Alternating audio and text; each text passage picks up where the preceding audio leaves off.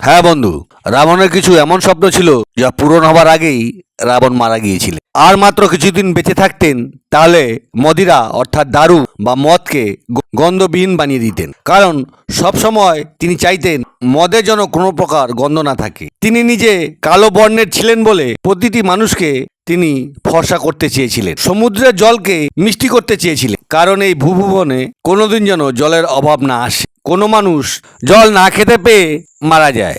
রাবণ শুধু তাই নয়, সোনা অর্থাৎ গোল্ডকেও গন্ধযুক্ত করতে চেয়েছিলেন। কারণ শুধুমাত্র গন্ধ দ্বারা আসল সোনা আর নকল সোনা বোঝা যায়। প্রত্যেকের কর্মের দ্বারা বোঝা যায় যে সেই মানুষ স্বর্গে যাবে না নরক। কিন্তু রাবণ সে সকল নিয়ম ভেঙে স্বর্গ সিঁড়ি নির্মাণ করতে চেয়েছিলেন সাধারণের জন্য, কিন্তু তিনি তার আগেই মারা যান। রাবণ হৃদয়ের ভালো হন বা মন্দ, শুধুমাত্র অহংকারের কারণেই তিনি শেষ হয়ে যান। সকল সনাতনী ধর্মবিদদের জানাই প্রণাম।